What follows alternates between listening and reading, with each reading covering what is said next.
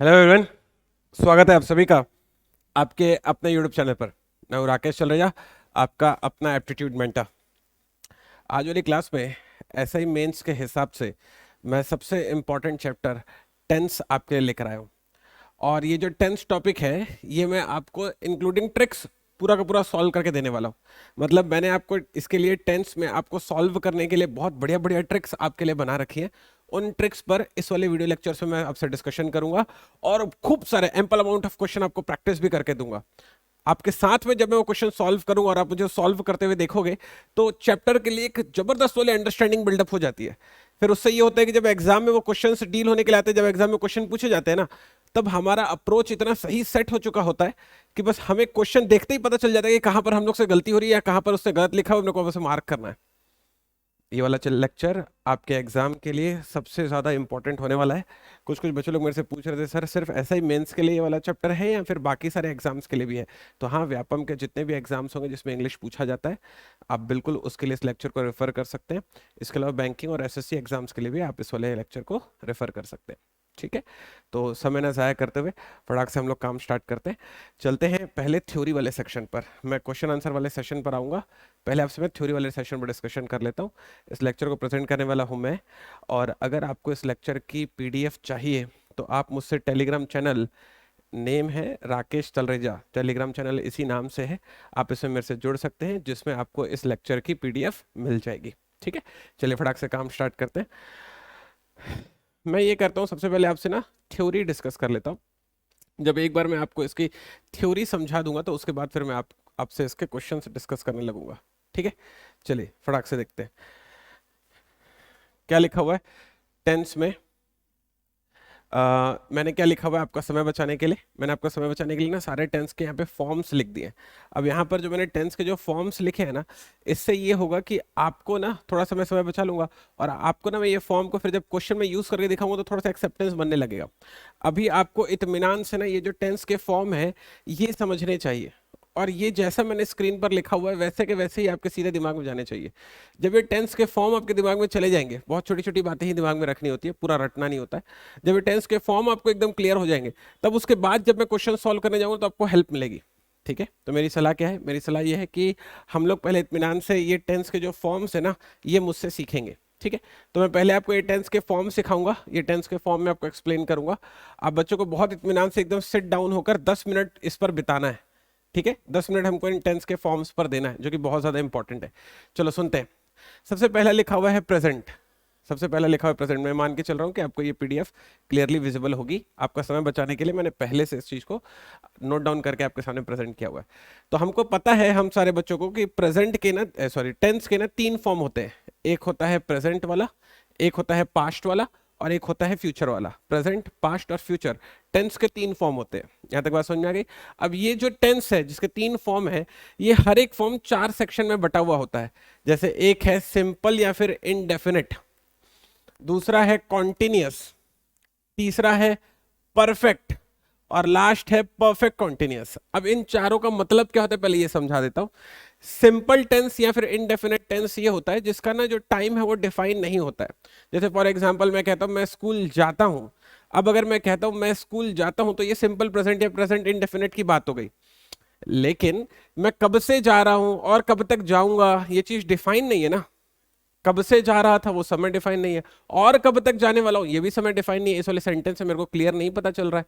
तो क्योंकि इसमें ये जो टाइम है वो डेफिनेट नहीं होता है, डिफाइन नहीं होता है, इसीलिए हम लोग इसको इनडेफिनेट के नाम से बुलाते हैं, क्योंकि इसमें चीजें जो है ना डिफाइन नहीं होती है। सीन आपको समझ लो, डेफिनेट के बोलते हैं।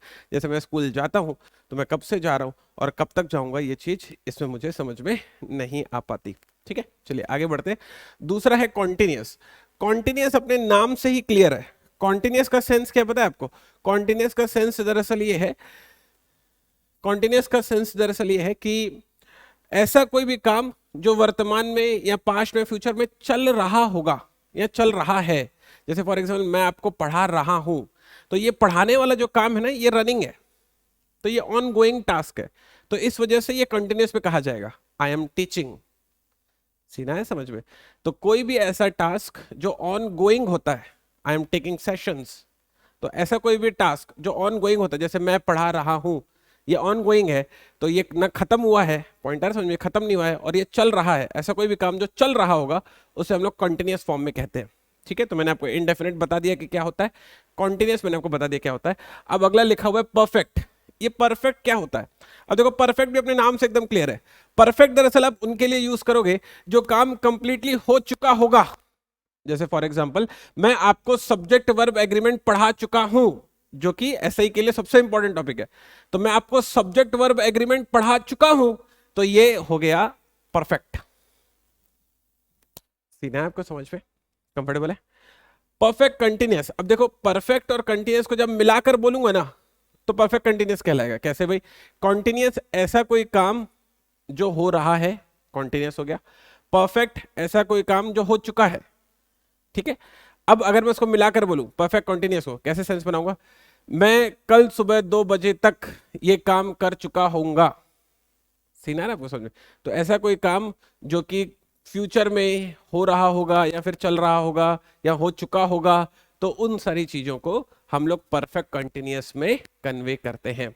ठीक है, आपके एग्जाम में यूजुअली इनडेफिनेट, कंटिन्यूअस और परफेक्ट पर एग्जाम में क्वेश्चन ज्यादा आते हैं।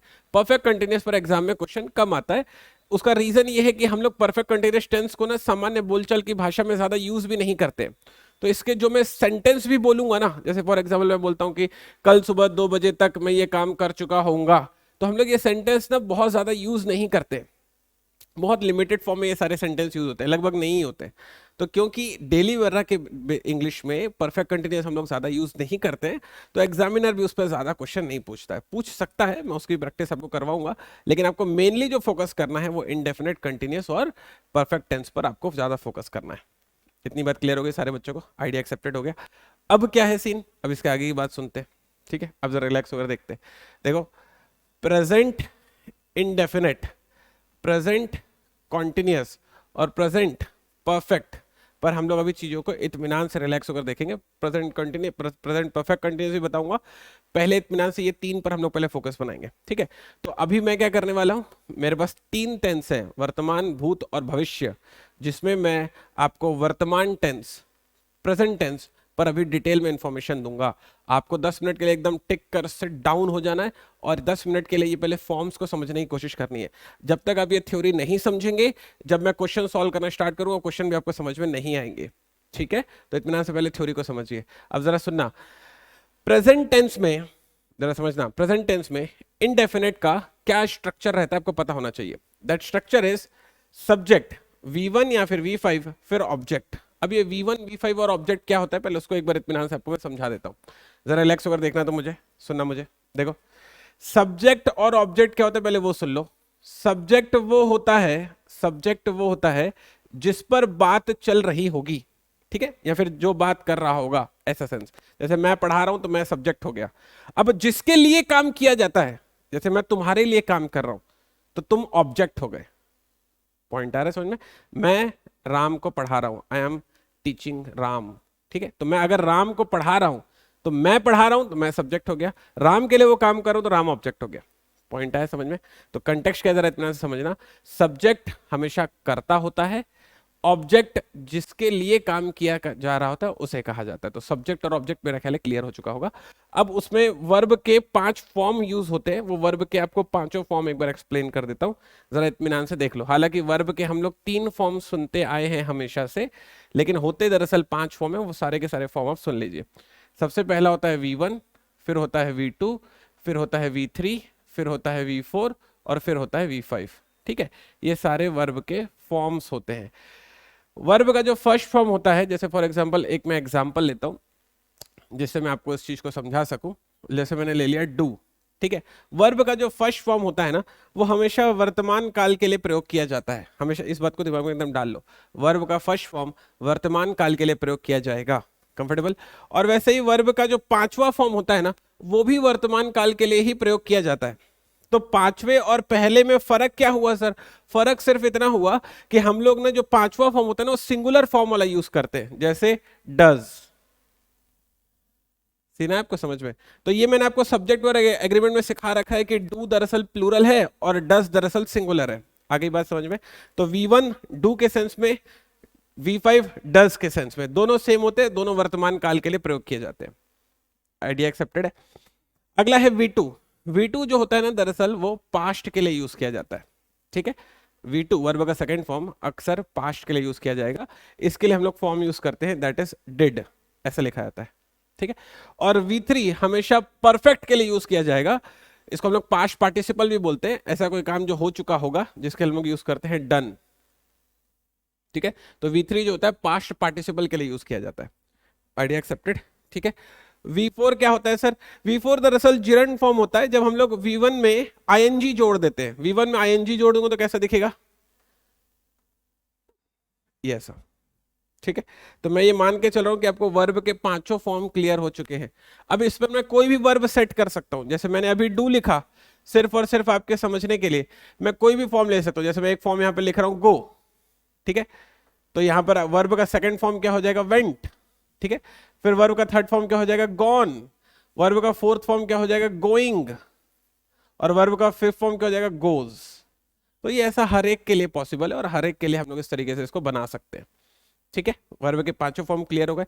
मैं मान के चलूंगा इसे आपने अपनी कॉपी में लिख लिया होगा, क्योंकि अब यहाँ पर V1 V5 इसी सेंस में चीजें यूज होंगी। तो आपको समझ में आना चाहिए सर अगर V1 बोल रहे हैं तो क्या बोल रहे हैं, V5 बोल रहे हैं तो क्या बोल रहे हैं। ठीक है, वो आपको समझ में आना चाहिए। चलिए आगे बढ़ते हैं, थोड़ा सा और रिलैक्स होकर देखते हैं चीजों को। जरा समझना, फोकस करना जरा। मैंने आपको क्या बताया था कि जो वर्ब का जो फर्स्ट फॉर्म है और वर्ब का जो फिफ्थ फॉर्म है वो दरअसल सिंपल में यूज किया जाता है या फिर इंडेफिनिट टेंस में प्रयोग किया जाता है। ठीक है, और वही प्रेजेंट के केस में। तो प्रेजेंट इंडेफिनिट या प्रेजेंट सिंपल प्रेजेंट जब बनाने जाओगे तो वर्ब का फर्स्ट फॉर्म या वर्ब का फिफ्थ फॉर्म प्रयोग किया जाएगा। इतना ही आपको दिमाग में डालना है। सेंटेंस बनाऊंगा तो कैसे बनाऊंगा? जैसे एक सेंटेंस लिखा हुआ है, ही राइट्स। ठीक है, ही राइट्स। अब दरअसल ये जो राइट है ये लिख रहा है, तो यहां पर सेंस बनेगा मैं लिखता हूं, ही राइट्स, या वह लिखता है, ही राइट्स। मैं लिखता हूं, आई राइट।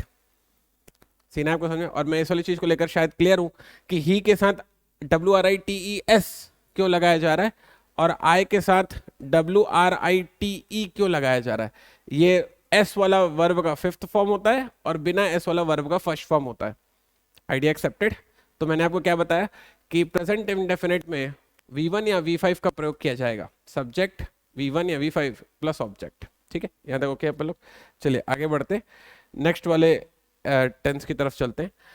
नेक्स्ट वाला टेंस आता है प्रेजेंट के बाद में कॉन्टिन्यूस। प्रेजेंट कॉन्टिन्यूस मैंने क्या बताया था? ऐसा कोई काम जो चल रहा होगा।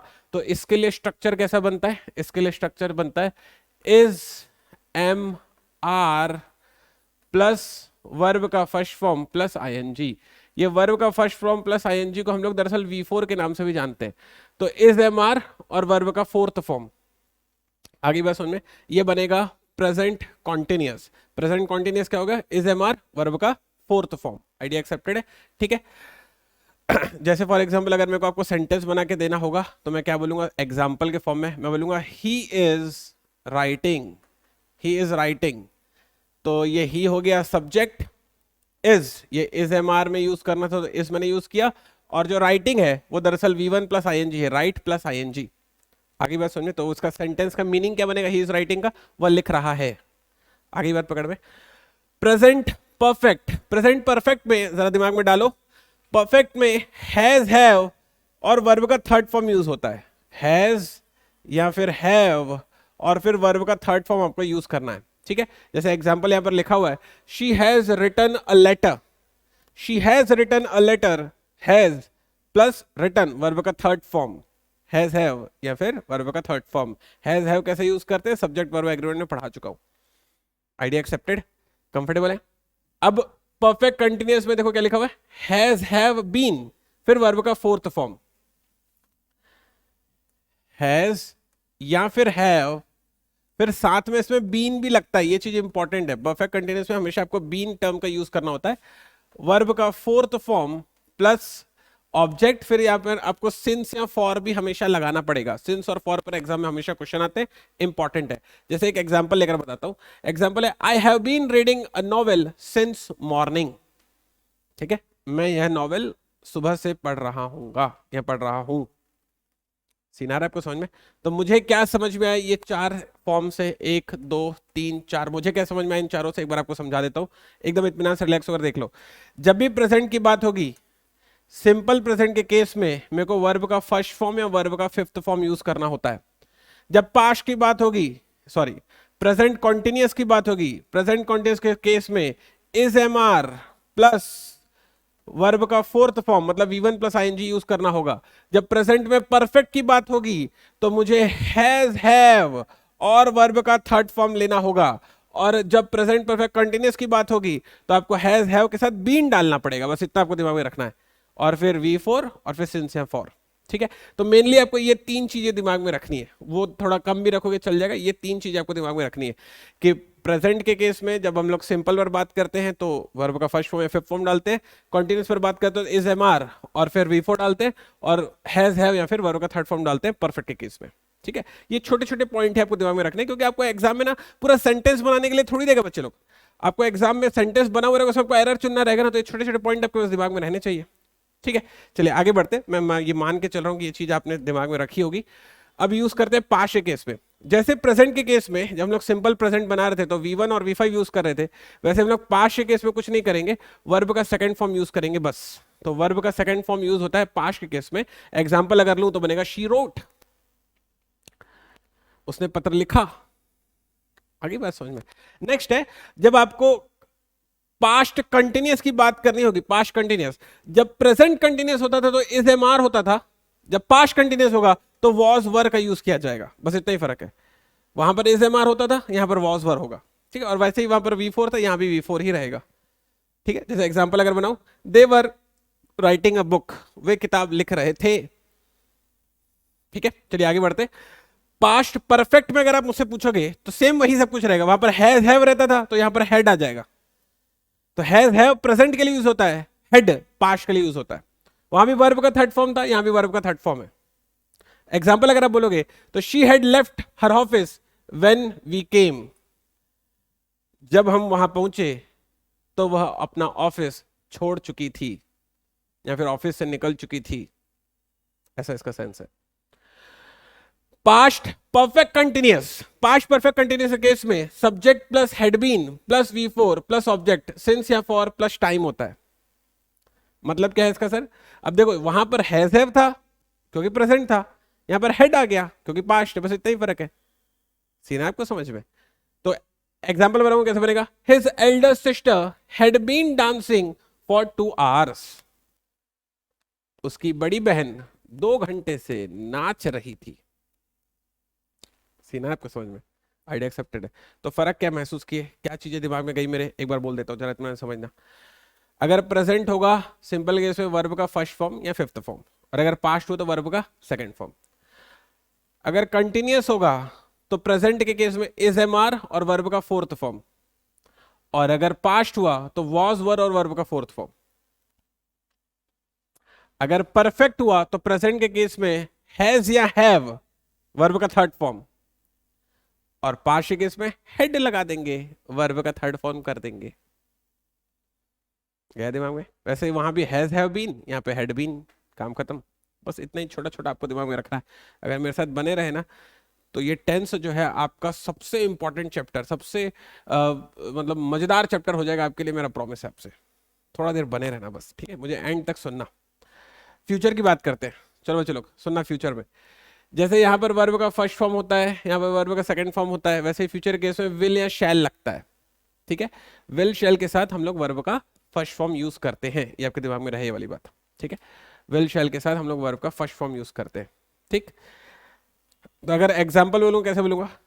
ही विल हेल्प यू, वो तुम्हारी मदद करेगा, जाओ तो उसके पास तुम, ऐसा सेंस है इसका। अगला क्या कहता है? अगला कहता है subject will shall plus be plus V4 plus object. Subject will shall plus be plus V4 plus object, ये क्या सेंस है?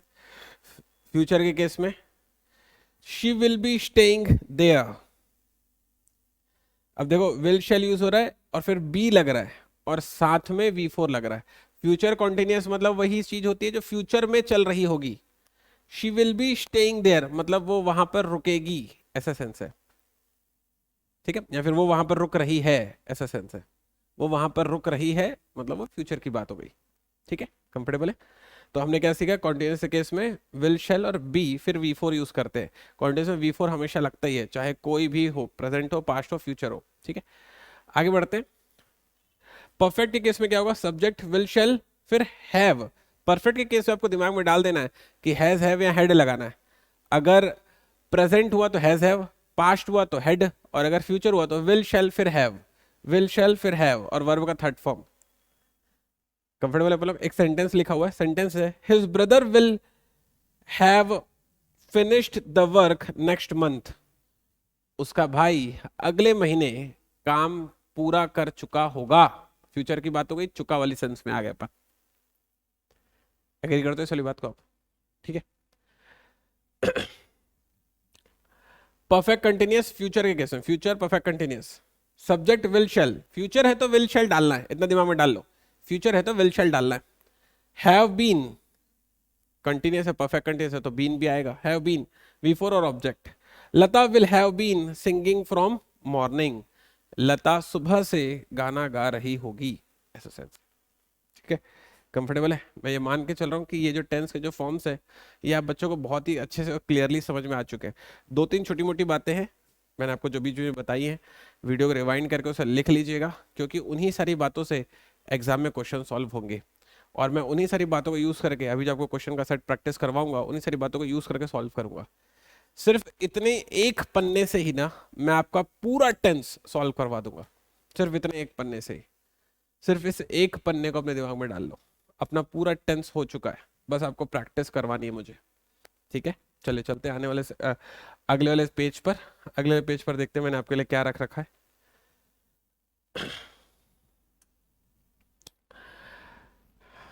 ये सबसे इंपॉर्टेंट है और इसके क्वेश्चन ना आपके एग्जाम में एकदम आते ही आते हैं। यूज ऑफ सिंस और फॉर, आपको पता होना चाहिए कि सिंस और फॉर का यूज कैसे कैसे होता है। ठीक है, यूज और सिंस और फॉर का यूज करने जितने अलग अलग वैरायटी हो सकती है ना, वो सारी की सारी वैरायटी मैंने इस वाले PDF में लिख दी है, इसमें और कुछ नहीं बचा है। ठीक है, तो आपको ना ये बहुत इत्मीनान से मेरे साथ समझना पड़ेगा कि सिंस और फॉर कैसे यूज होता है। आपके एग्जाम में आएगा कि fill in the blanks with since और फॉर, एग्जाम में आता है आपके, तो आपको ये सीखना पड़ेगा मुझसे। ठीक है, तो चलिए शुरू करते हैं। सिंस और फॉर से कैसे हम लोग चीजों को सॉल्व कर सकते हैं, ये हम लोग अभी देखने वाले हैं। ठीक, चलिए शुरू करते हैं। देखो,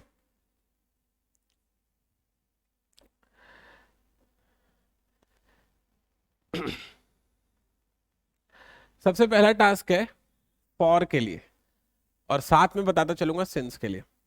लिखा हुआ है for is used for indefinite और uncertain period of time, whereas since is used for definite और पॉइंट ऑफ टाइम। अब देखो जरा बात को समझो, जब मैं अनिश्चित चीजों को बता रहा हूंगा, अनिश्चित चीजों को, तो वो मैं फॉर से बताऊंगा, और जब मैं निश्चित चीजों को या फिर पॉइंट ऑफ टाइम को बताऊंगा तो मैं सिंस से बताऊंगा। अब सर पॉइंट ऑफ टाइम से कहने से क्या मतलब है आपका? जैसे मैं कहता हूं 5 बजे, तो 5 बजे ये दरअसल एक पॉइंट ऑफ टाइम हो गया। जैसे मैं कहता हूं 5 घंटे, अब 5 घंटे पॉइंट ऑफ टाइम नहीं है, ये एक ड्यूरेशन हो गया। फर्क समझ में आ रहा है? 5 बजे मतलब 5 बजे से, 5 घंटे मतलब एक ड्यूरेशन हो गया, ये कोई पॉइंट नहीं हुआ टाइम का। समझ आई बात? तो जब 5 बजे की बात चलेगी, 5 PM की बात चलेगी, तो मैं सेंसर डालूंगा। जब 5 घंटे की बात चलेगी, 5 आवर की बात चलेगी, तो मैं फॉर डालूंगा। बस इतनी सी बात आपको दिमाग में डालनी है। पॉइंट ऑफ टाइम होगा तो सिंस, और ड्यूरेशन होगा तो फॉर। जा रहा है इतना दिमाग में? ठीक है, इनडेफिनेट होगा, अनिश्चित होगा, तो फॉर, डेफिनेट होगा, निश्चित होगा, तो सिंस। अब इनके कुछ डिफाइंड एग्जाम्पल्स हैं। ये एग्जाम्पल जो मैं आपको अभी दिखाने वाला हूं इस वाली PDF में, यही एग्जाम्पल्स आपके एग्जाम में सीधा सीधा आएंगे, और इन्हीं को समझ लो और बाकी सारी चीजों को छोड़ो। ठीक है, चलिए शुरू करते हैं। नंबर 1 से स्टार्ट करते हैं। नंबर 1, जितने भी न्यूमेरल एडजेक्टिव होंगे, न्यूमेरल एडजेक्टिव मतलब कि संख्या वाली चीजें, उन सभी के लिए आप फॉर डालोगे। जितने भी न्यूमेरल एडजेक्टिव होंगे, संख्या वाली चीजें होंगी, सबके लिए फॉर डालेंगे। जैसे लिखा हुआ है फॉर 30 मिनट, तो 30 मिनट हो गया, 50 मिनट हो गया, 60 मिनट हो गया, इन सभी के लिए आप फॉर डालेंगे। ठीक है, न्यूमेरल माने नंबर लिखा हुआ रहता है, देखो नंबर लिखा ना। फॉर 2 आवर्स बता दो 5 घंटे, तो यहाँ पे 2 घंटे, तो फॉर आएगा, ड्यूरेशन है ये, पॉइंट नहीं है। 5 days ड्यूरेशन है, ये पॉइंट नहीं है। पॉइंट क्या होता है सर, मैं बोलता ट्यूसडे से, तो ट्यूसडे बोलता तो पॉइंट हो गया वो। मैं बोलता मंडे से, मंडे बोलता तो पॉइंट हो गया वो, तो सिंस लगाते अपन। 5 दिन से बोल रहा है, सीन आ रहा है आपको समझ में? ठीक है। फॉर मेनी वीक्स, बहुत हफ्तों से। इनडेफिनेट है ना, कितने हफ्तों से मेरे को क्या पता, बहुत हफ्तों से। फॉर सेवरल मंथ, बहुत महीनों से। कितने महीनों से मेरे को क्या पता, लेकिन बहुत महीनों से। For 4 decades, for several decades sorry. For 5 centuries, 5 centuries है, वो सेंचुरी कब की है, कहाँ की है, हमको क्या पता। फॉर 4 डिकेट्स, डिकेट का मतलब दशक, 4 दशकों से। कहाँ के दशक है, कब से शुरू हुए, कब खत्म होंगे, हमको क्या पता। इनडेफिनेट है, इसलिए फॉर लगा रहा हूं। For a minute, for an hour, for a long period, दिमाग में डालो। फॉर अ लॉन्ग पीरियड वाले केस में फॉर लगाते हैं, अ लॉन्ग पीरियड वाले केस में फॉर लगाते हैं। ठीक है, कितने लंबा समय है मुझे नहीं पता, इनडेफिनेट है। फॉर अ वाइल, थोड़ी देर से, लेकिन एग्जैक्टली कितना समय, इनडेफिनेट है। For a moment, for ever, बहुत लंबा समय है, पता नहीं कितना लंबा समय। फॉर द लास्ट 5 आवर्स, इसे दिमाग में डालो, ये एग्जाम में बहुत आता है। The last 5 hours, the last 6 days, the last 10 years, ऐसा। द पास्ट 6 ईयर्स, ऐसा आता है एग्जाम में। ये द लास्ट वाला और द पास्ट वाला, इनके साथ हमेशा फॉर लगाते हैं, इंपॉर्टेंट है। फॉर मंथ्स, कितने मंथ, इनडेफिनेट है, इसलिए फॉर लगा रहा हूं। ठीक है, तो ये हो गया फॉर वाला सारा का सारा। जितना मैंने इसमें लिखा हुआ है ना, इतना ही बस आपको करना है, इसके अलावा कुछ नहीं करना है फॉर के केस में। ठीक है, सिंस के केस में सुनते हैं। सिंस मंडे, देखो फॉर 5 डेज था, कितने कौन से 5 दिन थे मेरे को नहीं पता, लेकिन जब मैं मंडे बोल दिया तो फिक्स हो गया, सोमवार से भाई, तो इसलिए लगाया सिंस, डेफिनेट हो गया, पॉइंट ऑफ टाइम हो गया। सिंस जनवरी, तो कोई भी महीना रहे, जनवरी फरवरी मार्च अप्रैल, सब में आपको सिंस लगाना है। ठीक है, सिंस 1980, 1980 से सिंस लगाना है। सिंस मॉर्निंग, सुबह से। Since dawn, since dusk, basically ये डॉन और डस्क यूज होता है जब एक सुबह की भोर हो रही होती है और एक शाम जब सूरज ढल रहा होता है, उस सेंस में हम लोग यूज करते हैं। ठीक है, सिंस 5 o'clock, बोला था ना पॉइंट ऑफ टाइम 5 बजे से, तो 5 o'clock है ना। सिंस 7 PM, तो देखो 7 PM, 8 PM, 9 PM, इन सभी के लिए आपको सिंस डालना है। सिंस यस्टरडे, ठीक है। सिंस लास्ट नाइट, मतलब पिछली रात से। ठीक है, अब देखो अगर द रहता, द लास्ट, देखो यहाँ पे ये लिखा हुआ है, द लास्ट रहता तो फॉर डालते। सिर्फ लास्ट रहेगा, इंपॉर्टेंट है, यही इसी वजह से एग्जाम में बहुत आता है, सिर्फ लास्ट रहेगा तो सिंस डालना। ठीक है, सिंस विंटर, सर्दियों से। सिंस स्प्रिंग, बसंत ऋतु से। सिंस ऑटम, पतझड़ से। सिंस दिवाली, दिवाली से। ठीक है, सिंस हिज अराइवल, अगर जीवन की कोई ऐसी विशेष घटना भी होती है ना, तो उसके लिए भी अपन सिंस डालते हैं, ये भी चीज दिमाग में डालो, ये चीज पेपर में आती है। जीवन की किसी विशेष घटना के लिए भी अपन सिंस डालते हैं। ठीक है, सिंस हिज मैरिज, देखो ये उसके जीवन की विशेष घटना है, भले दुखद रही लेकिन घटना तो थी ना, इसलिए वहां पर सिंस डाला गया। सिंस हिज चाइल्डहुड, बचपन से सिंस डालेंगे। सिंस लास्ट मंडे, वही बताया ना, द लास्ट होता तो फिर फॉर डालते, वरना लास्ट है तो सिंस डालेंगे। सिंस मिडनाइट लास्ट, ठीक है, यहाँ तक आप कंफर्टेबल है। तो ये सिंस और फॉर का अर्थ दरअसल से के अर्थ में ही होते हैं दोनों, लेकिन आपके एग्जाम में आते हैं सिंस और फॉर के क्वेश्चंस। तो मैंने जितना यहाँ पर सिंस और फॉर लिखा है, इतना ही बस आप कर लोगे तो पेपर में आपका एक भी क्वेश्चन नहीं छूटेगा, मेरा प्रॉमिस है आपसे। अब प्रैक्टिस के लिए मैंने आप बच्चों के लिए एक पीडीएफ तैयार कर रखी है। हम लोगों को इस वाली पीडीएफ पर अभी इसी लेक्चर में मेरे साथ प्रैक्टिस करनी है। ठीक है, तो हम लोग स्टार्ट करने वाले हैं आप बच्चों के लिए प्रैक्टिस सेशन, जिसमें मैं आप बच्चों को सिंस और फॉर के बहुत बढ़िया बढ़िया क्वेश्चंस अभी सॉल्व करके बताऊंगा। ठीक, चलिए शुरू करते हैं फटाक से, चलते हैं क्वेश्चन नंबर 1 पर। ये आ गए अपन क्वेश्चन नंबर 1 पर। ठीक है, क्वेश्चन नंबर 1 क्या कहता है, जरा इतना समझो। पहले हेडिंग समझ लो, हेडिंग में लिखा हुआ है fill in the blanks with for और सिंस। ये जितने भी ब्लैंक्स अभी लिखे रहेंगे, आपको इन सभी ब्लैंक्स को फॉर और सिंस से ही भरकर देना है। ठीक है, चलिए शुरू करते हैं नंबर 1 से। नंबर 1 कहता है he has been reading this book dash the last 3 year. मैंने आपको अभी भी बताया था कि जब भी द लास्ट रहेगा तो उसके लिए आप यूज करेंगे फॉर का। जब भी द लास्ट रहेगा तो हम लोग इसके लिए यूज करेंगे फॉर का, तो यहां पर आ जाएगा फॉर, द लास्ट के कारण ऐसा हो रहा है। ठीक है, सिर्फ लास्ट रहता तो सिंस आ जाता।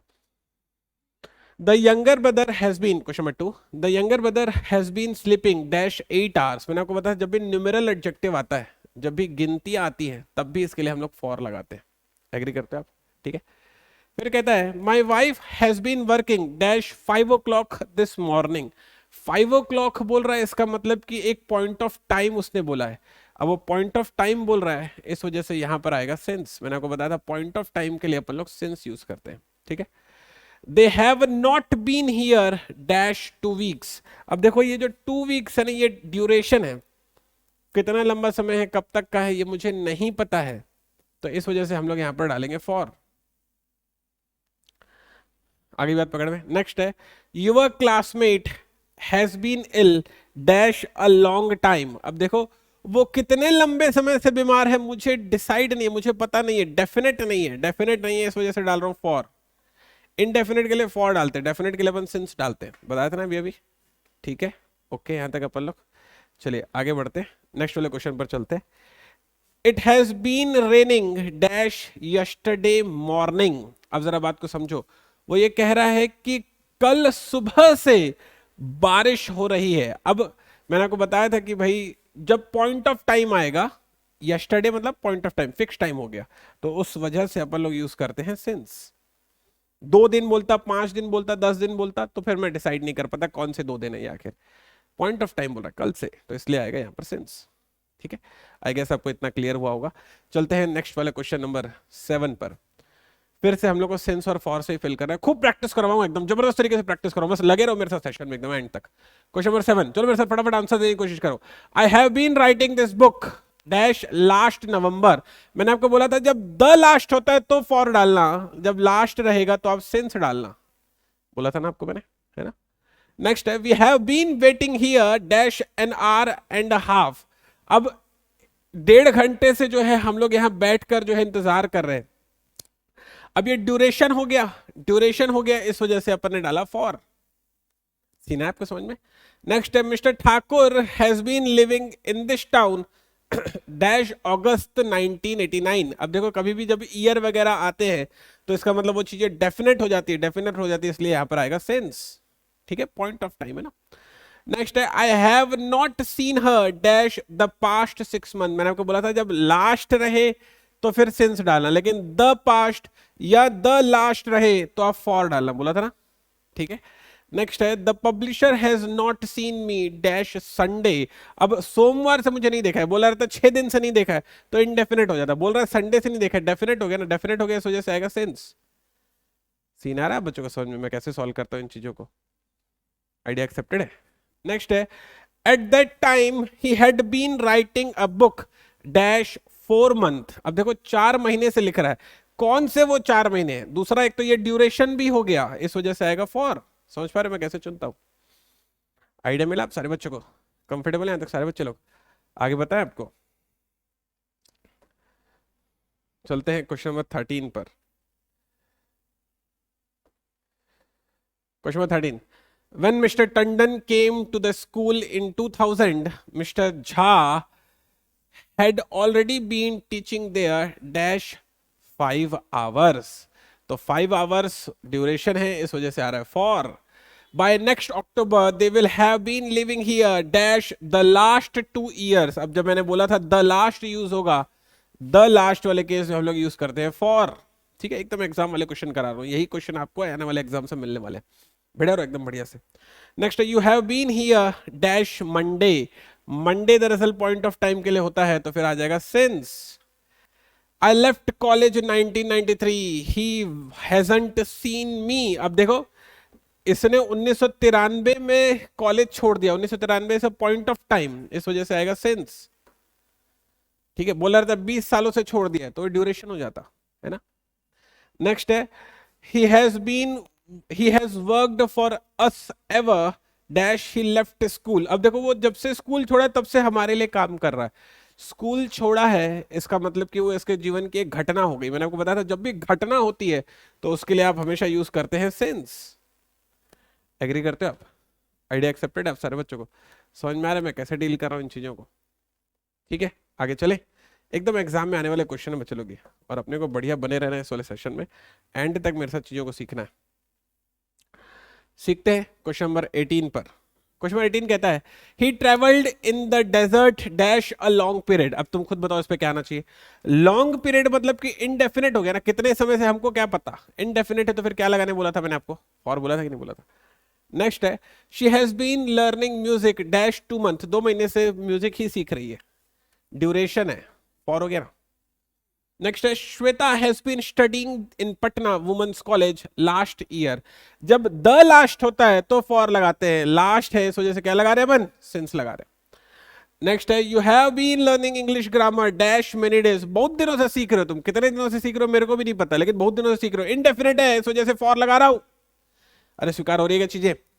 Next she has been playing carrom dash morning, वह सुबह से कैरम खेले ही जा रहा है, सुबह से खेल रहा है इस वजह से सिंस आएगा ना, नहीं समझ पा रहे हो क्या, पॉइंट ऑफ टाइम हो गया ना। ठीक है आगे बढ़ते हैं। The parcel has been lying here dash several days, बहुत दिनों से ये पार्सल यहाँ पड़ा है, किसका है उठा लो नहीं तो मैं खोल के बैठ जाऊंगा।